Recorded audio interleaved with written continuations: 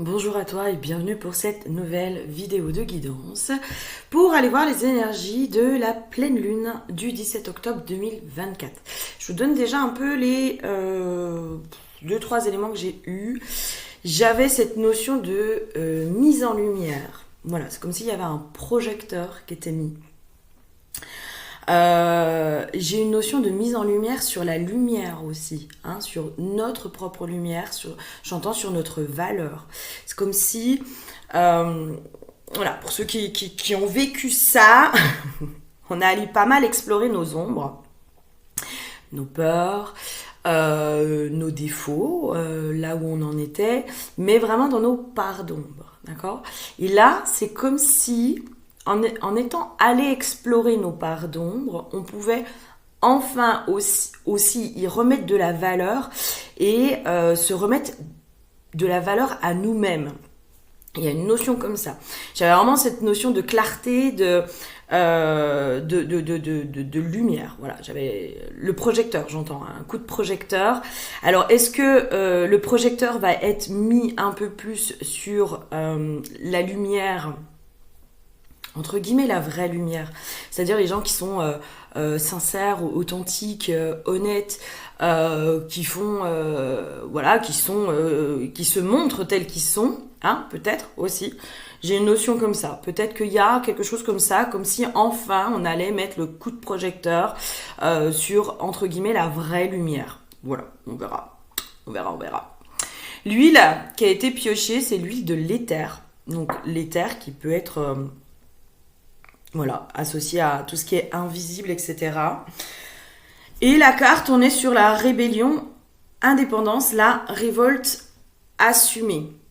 Il y a une notion de triomphe. J'ai une notion comme ça, en fait. C'est comme si, là, tous ceux qui sont passés par les ombres, vous avez triomphé sur vos ombres en allant les accepter, en acceptant vos ombres, en acceptant vos défauts, en acceptant là où vous étiez, juste dans cette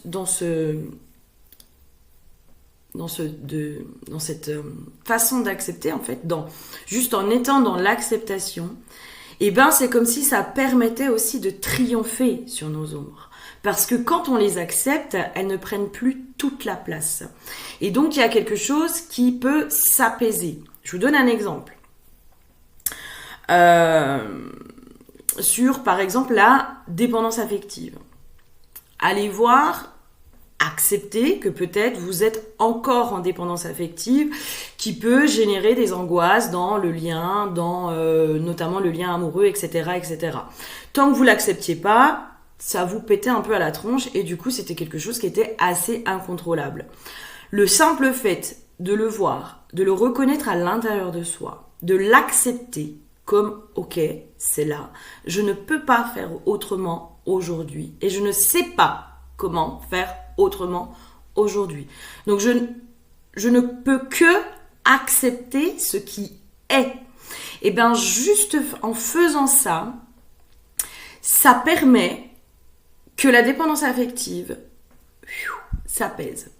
Juste en faisant ça. Juste en l'acceptant. J'ai cette notion de, mais en fait c'est une part qui est reconnue et vu qu'elle est reconnue, elle n'est plus obligée de s'agiter, de s'activer, de se montrer, elle n'est plus obligée de faire ça. Elle est reconnue à l'intérieur de vous, elle est apaisée aussi, il y a une notion d'apaisement en reconnaissant ça, il y a une notion d'apaisement et j'ai une notion aussi que derrière cette dépendance affective sur laquelle peut-être avant on était en conflit, on était en résistance, on était en non mais moi je veux plus être ça, nanana nanana, en acceptant que par exemple cette dépendance affective elle soit à l'intérieur de nous, on peut aussi y voir la lumière et la force qui se cachent derrière, ok ? Il y a une notion de voilà, peut-être que pour la dépendance affective, ben c'est aussi des gens qui sont sincères et qui sont honnêtes, hein, qui font pas semblant. Et ça, c'est plutôt une belle chose. Voilà. Et là, j'ai vraiment cette notion de... On remet de la lumière dans nos parts d'ombre en les acceptant. Et en fait, on y voit aussi entre guillemets, la force. Et c'est là où on y remet de l'équilibre. Et c'est là où on peut y remettre du beau aussi, dans le sombre. Voilà. On va y voir un petit peu plus loin. Ok. Alors là, au niveau des cartes, j'ai vraiment cette notion comme si cette pleine lune, elle allait vraiment nous aider. En tout cas, elle va nous permettre de faire fleurir, comment je pourrais dire, c'est comme si dans nos parts d'ombre, tant qu'elles étaient reniées, nos petits défauts, nos machins, tant que c'était renié, on ne pouvait pas y voir les cadeaux et les trésors qui se cachaient dedans. Et le simple fait de le reconnaître à l'intérieur de nous, de le voir, c'est comme s'il y avait une fleur qui pouvait enfin commencer à pousser et à germer. On me ramène à cette notion, en fait c'est comme s'il y avait une réunion à l'intérieur. On n'est plus en dualité avec nous. En tout cas, on commence vraiment de plus en plus à casser cette dualité à l'intérieur de soi.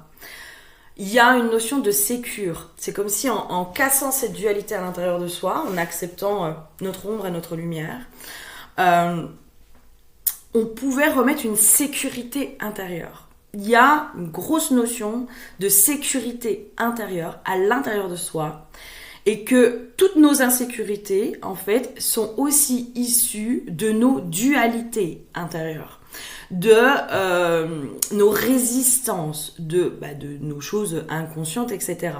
Et là, il y a vraiment, c'est comme si, j'entends effervescence, c'est comme s'il y avait quelque chose qui enfin pouvait se construire, qui enfin pouvait fleurir, qui enfin pouvait vraiment s'ancrer dans la matière. J'ai une notion comme ça, en fait. Il y a une notion de véritablement s'ancrer dans la matière, de vraiment prendre, au-delà de prendre racine, c'est germer, quoi. Ça peut enfin s'inscrire dans la matière parce que du coup, la dualité pouvait empêcher, si on parle au niveau énergie, en fait, on va juste parler d'un côté énergie. Cette dualité, quand on est dans cette dualité, c'est qu'il y a une part de nous qui est là, puis l'autre qui est là. Et en fait, l'univers, les énergies, elles savent pas là où elles doivent aller. Est-ce que je vais vers l'inconscient, les blessures, etc. Ou est-ce que je vais vers là où la personne elle est, mais dans son déni aussi. Je reprends l'exemple de la dépendance affective.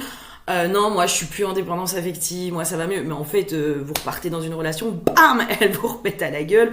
Et on est dans une forme de déni.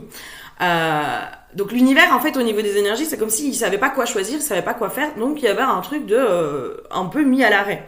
Alors que là, les deux énergies sont raccord, elles sont alignées.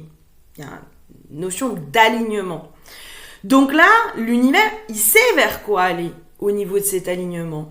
Il y a vraiment cette notion aussi au niveau de l'éther de comment la vie peut enfin vraiment nous guider parce qu'on est au clair avec nous-mêmes, parce qu'on est aligné avec nous-mêmes, parce qu'on est profondément ancré et enraciné sur là où on est aujourd'hui, à l'instant présent, et on arrête d'aller chercher quelque chose qui n'existe pas encore, et voilà, on est vraiment aligné. Je pense que tout ce par quoi on est passé ces dernières semaines, c'était dans un principe d'alignement intérieur. Et là, c'est comme si l'univers pouvait enfin circuler à travers nous, et pouvait enfin faire fleurir toutes les graines que l'on a semées, ou que l'on veut semer. Il y a vraiment, il y a quelque chose de très florissant qui arrive. Et je vous donne un exemple, par exemple, au niveau des relations amoureuses, parce que j'ai l'impression qu'il y a quelque chose comme ça qui pourrait éventuellement sortir. En tout cas, qui peut peut-être être mis en lumière ou qui peut avancer pour certains. Pour les célibataires, peut-être qu'il y a quelque chose qui va avancer au niveau de la relation amoureuse. En étant vraiment au clair avec soi, la blessure ne prend pas le dessus.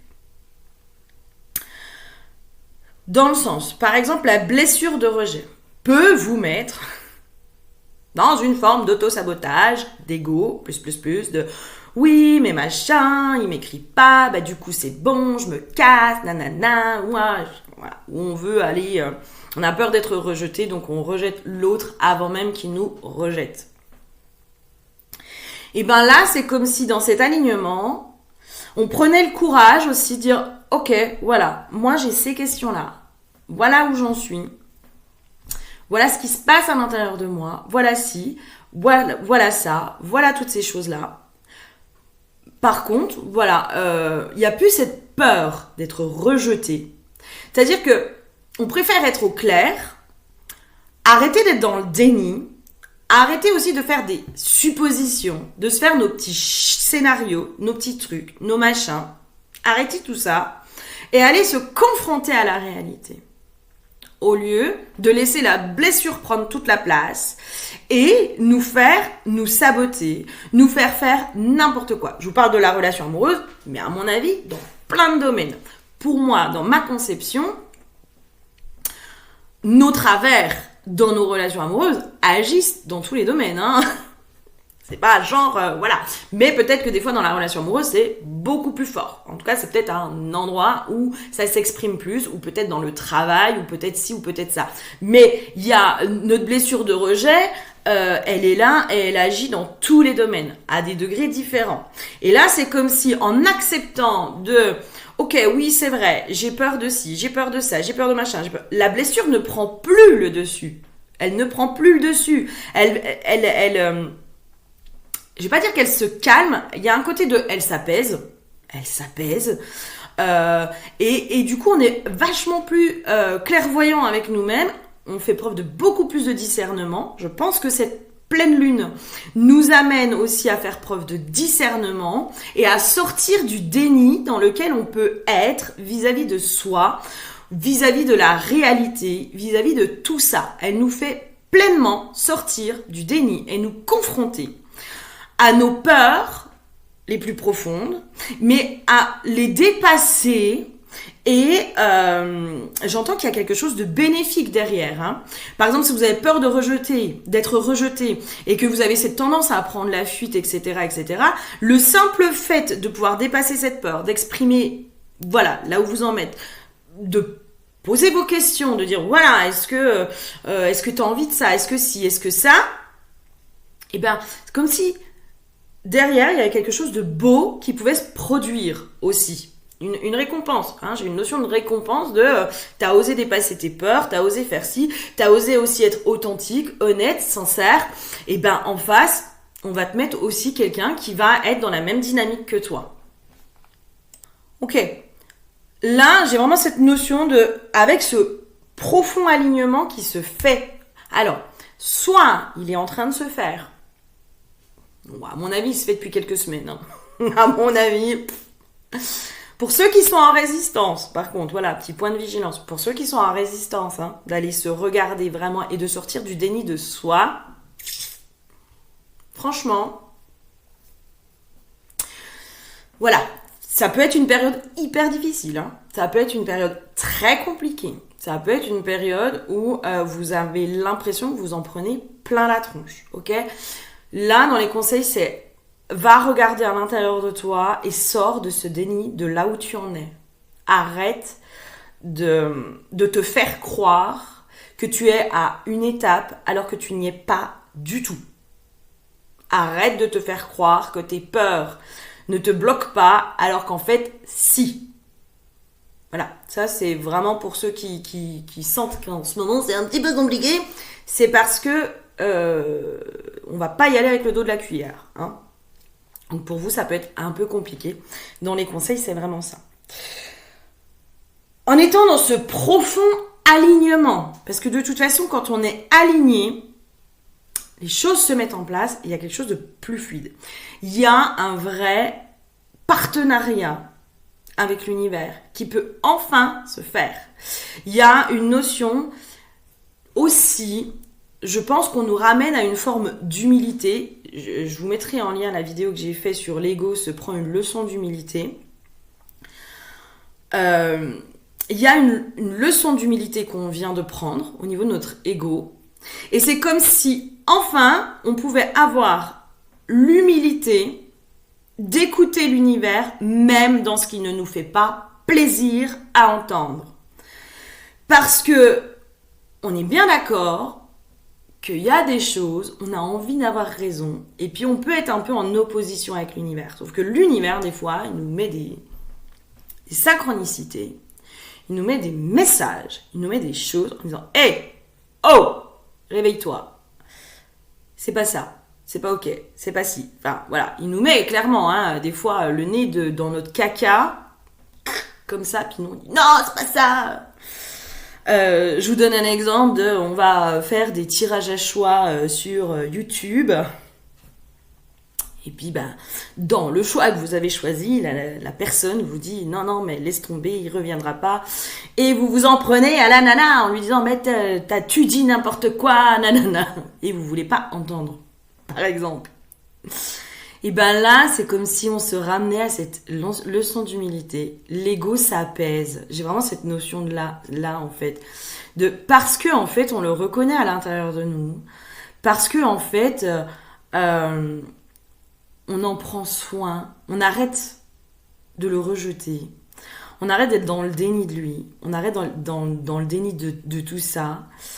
Il peut enfin s'apaiser, il peut enfin dire waouh, ok. Et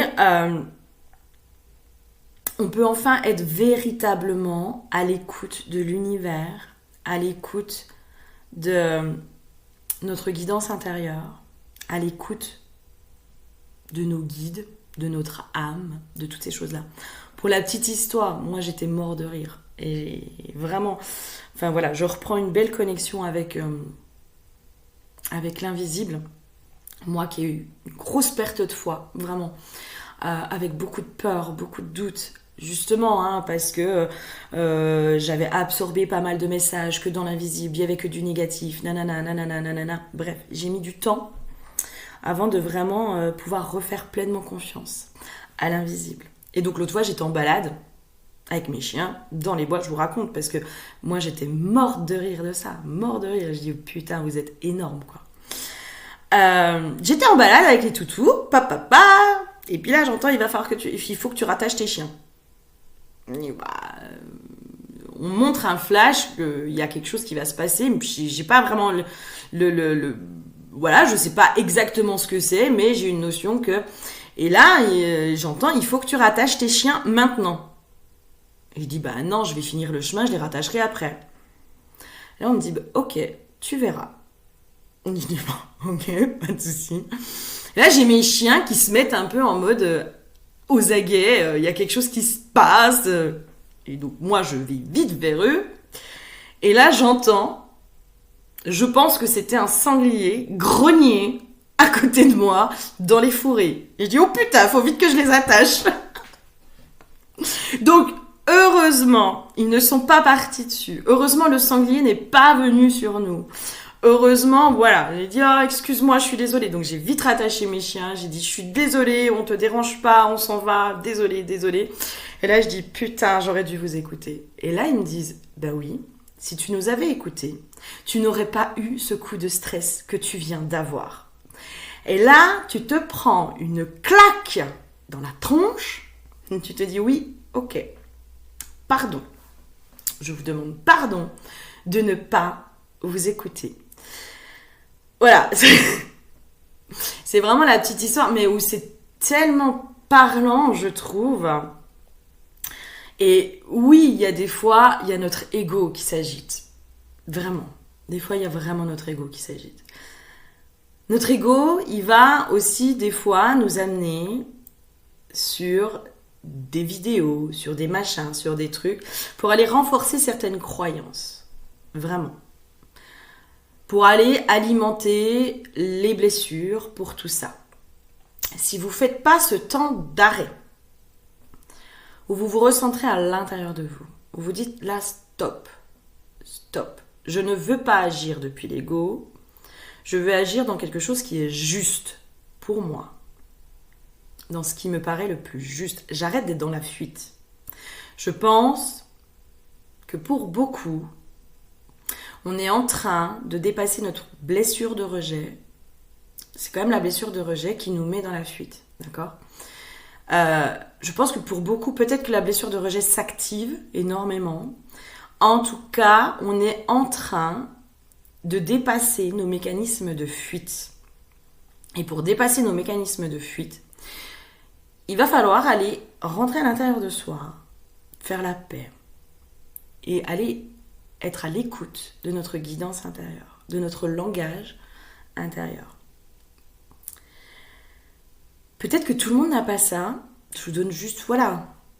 Peut-être que moi j'ai la chance d'avoir ces capacités-là et avoir cette connexion-là, mais je pense pas que ce soit une chance. Voilà. Enfin, je pense pas être plus exceptionnel. Je pense que tout le monde y a accès. Vraiment. Je pense vraiment que nous avons tous accès à cette voix intérieure, à cette voix à l'intérieur de nous, à cette voix de la sagesse.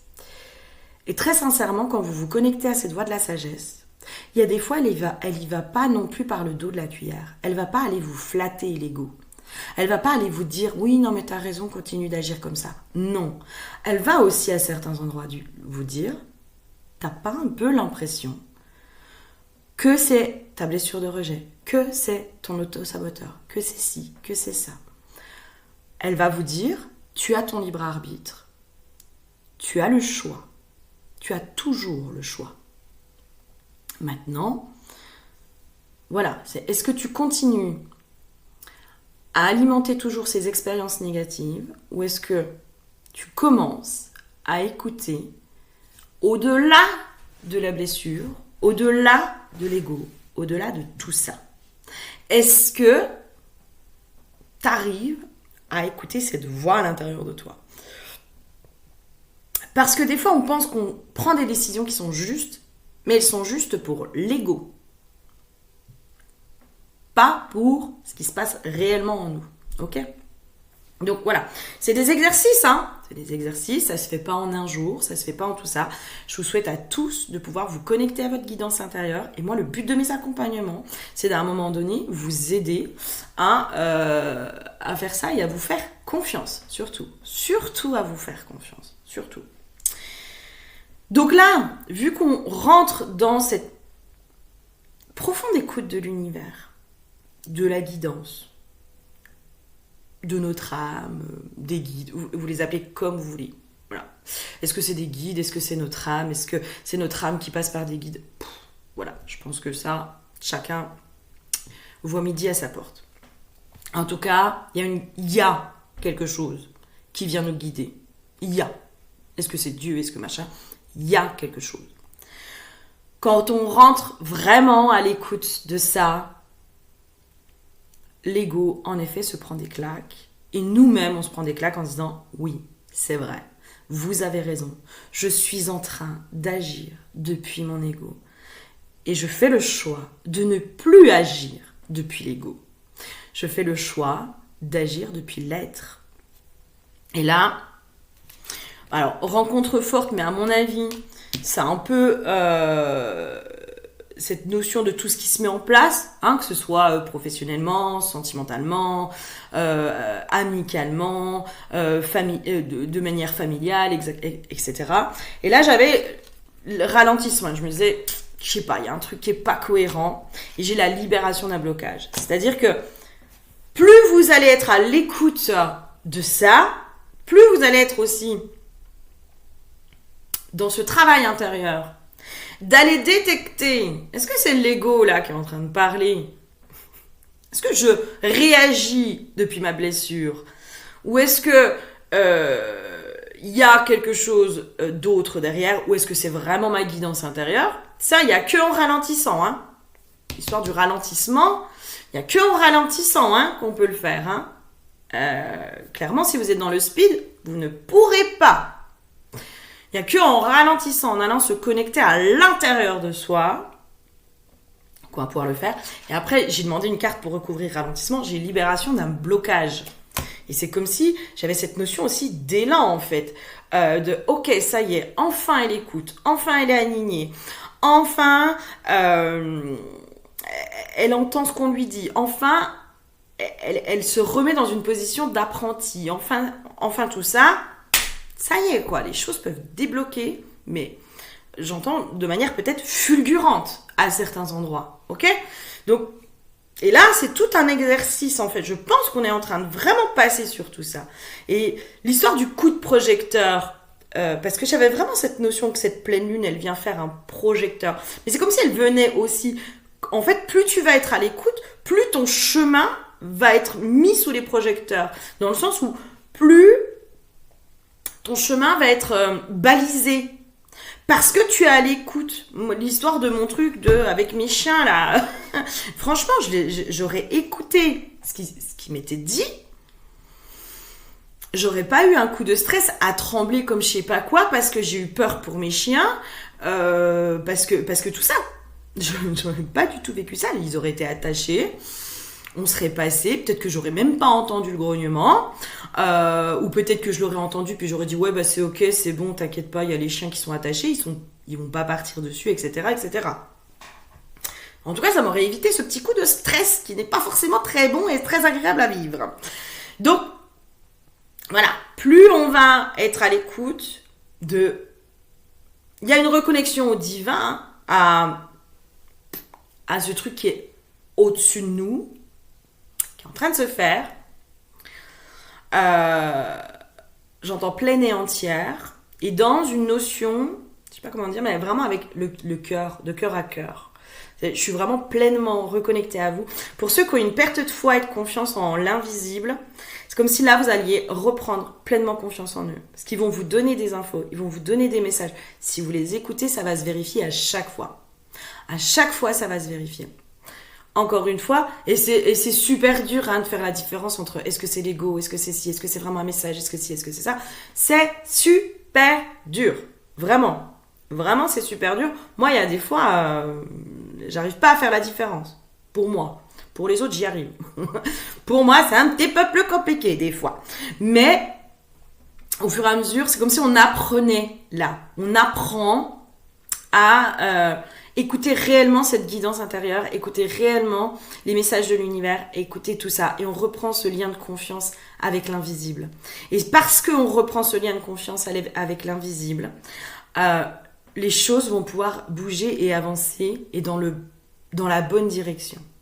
C'est parce qu'il y avait peut-être trop de dualité à l'intérieur de nous que à l'extérieur, ça bloque de partout parce que on sait pas ce qu'on doit te donner, on sait pas. Tu veux aller à un endroit où tu n'es pas là aujourd'hui, maintenant, tu ne le vibres pas, tu es à contre-courant. Et c'est ça en fait, tu es à contre-courant de ce qui doit se passer. Donc tant que tu es à contre-courant de ce qui doit se passer, eh ben tu en chies, c'est dur, tu perds de l'énergie, tu te manges des murs, tu fais tout ça. Et en fait, du moment où tu acceptes que tu n'as pas le pouvoir plein et entier, alors tu as toujours ton libre arbitre, il est vrai. Arrête pas de nous dire libre arbitre. Oui, tu l'as. Maintenant, qu'est-ce que tu veux ? Est-ce que tu veux utiliser ton libre arbitre jusqu'au bout et puis être tout le temps à contre-courant ? Ou est-ce qu'à un moment donné, tu acceptes aussi qu'il y a une entité supérieure à toi qui connaît le chemin et puis qui est là pour te guider ? C'est toi qui vois, hein. Après, ton libre arbitre, il se situe aussi à cet endroit-là. Hein.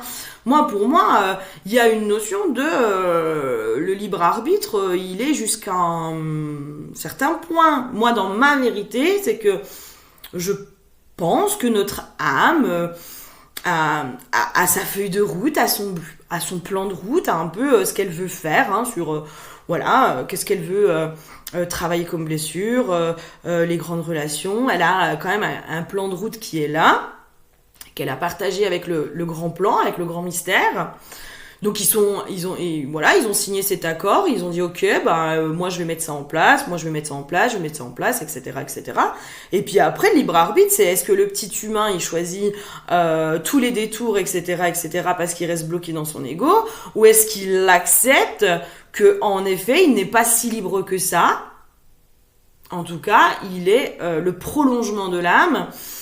Ça peut venir mettre des résistances, hein, de se dire qu'on n'est pas si libre que ça. C'est vrai. Qu'on n'est pas si souverain que ça, qu'on n'est pas... qu'il y a des trucs au bout, la vie, l'univers, ton âme, si elle n'est pas ok, elle n'est pas ok, quoi. Genre, tu veux être millionnaire, Bah, si ton âme, elle a pas du tout choisi ça, vas-y, continue, trace ta route sur le fait d'être millionnaire, tu vas pas l'avoir, tu vas t'épuiser, puis tu vas te fatiguer.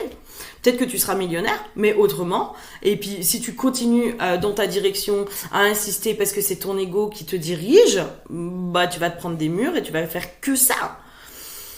Accepter aussi que l'âme, elle connaît le chemin. Et elle sait par où il faut passer. Elle connaît aussi des fois les raccourcis. Elle sait exactement ce qui doit se passer.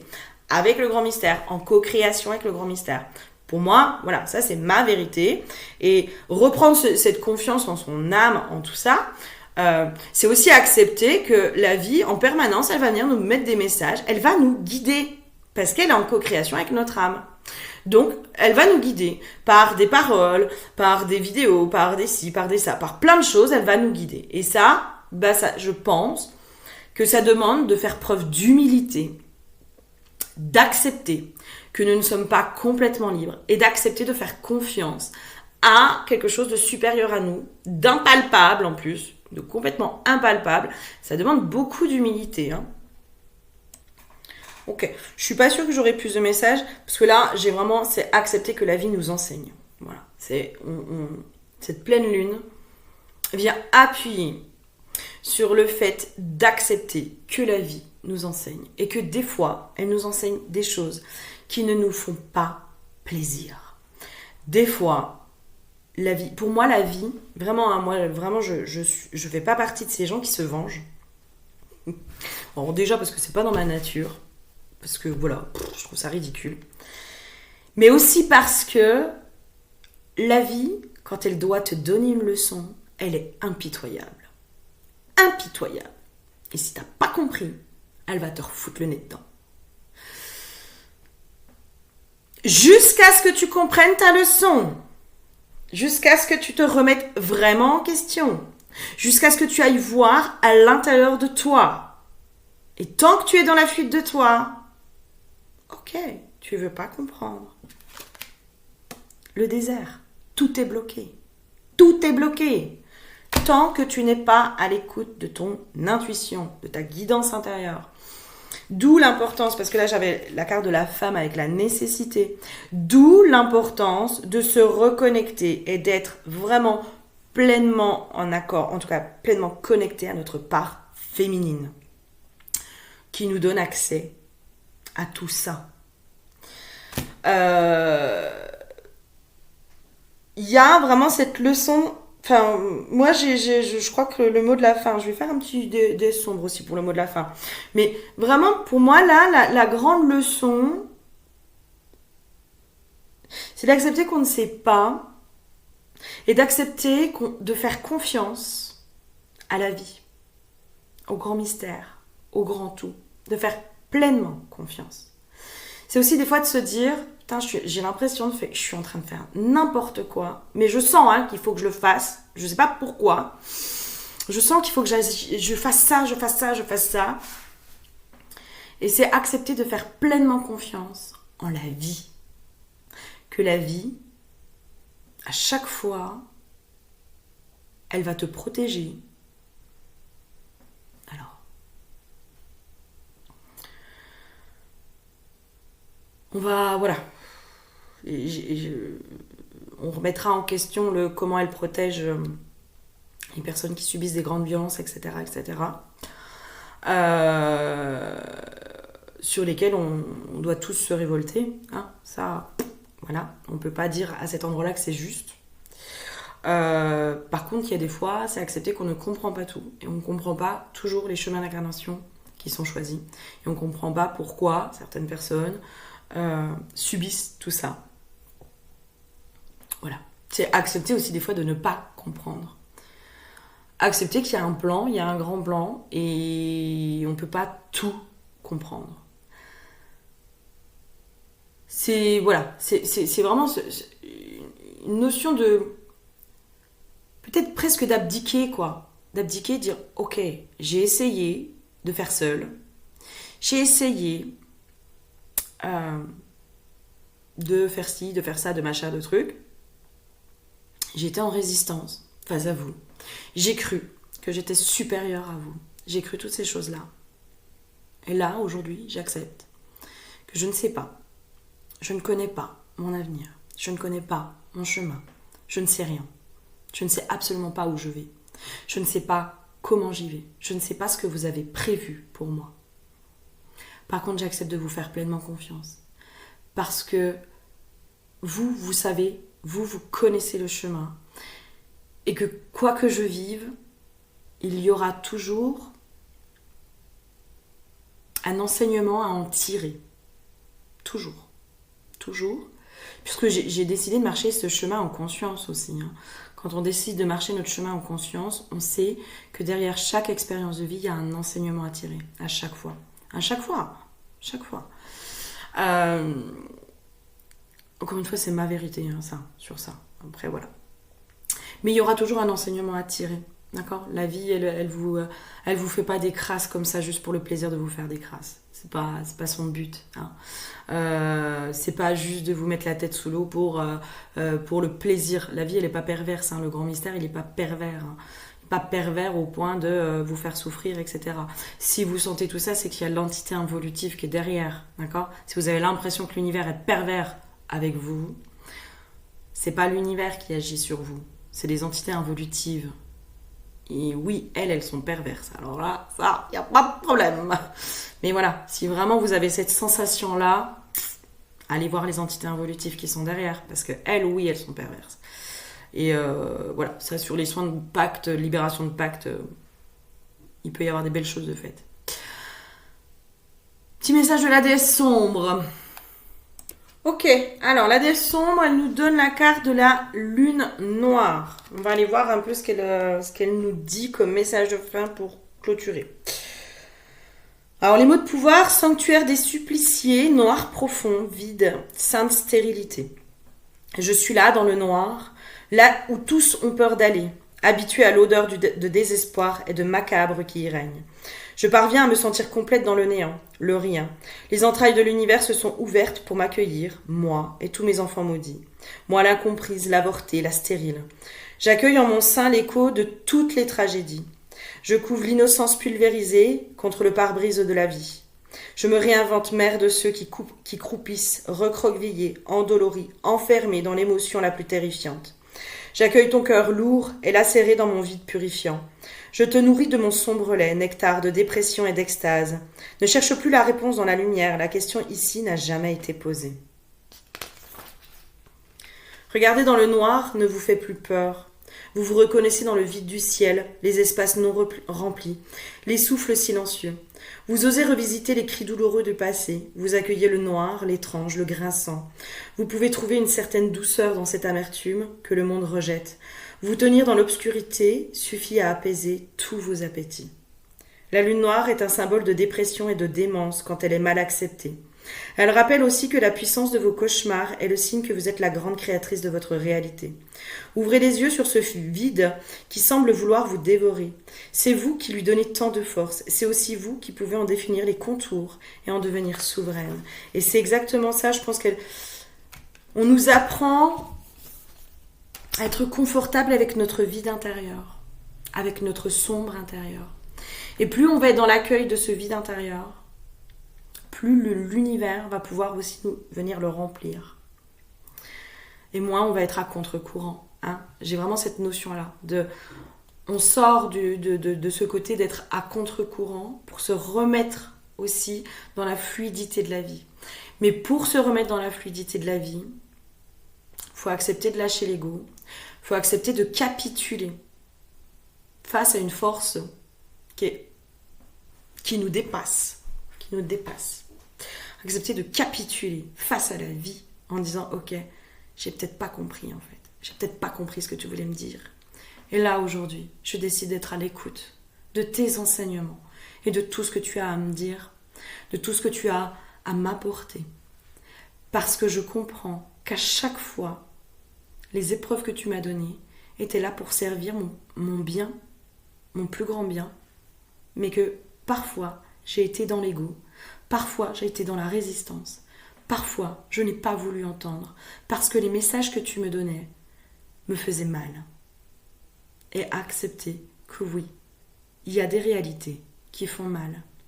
Pour autant, ce n'est pas d'être dans le déni de cette réalité qu'on va la changer.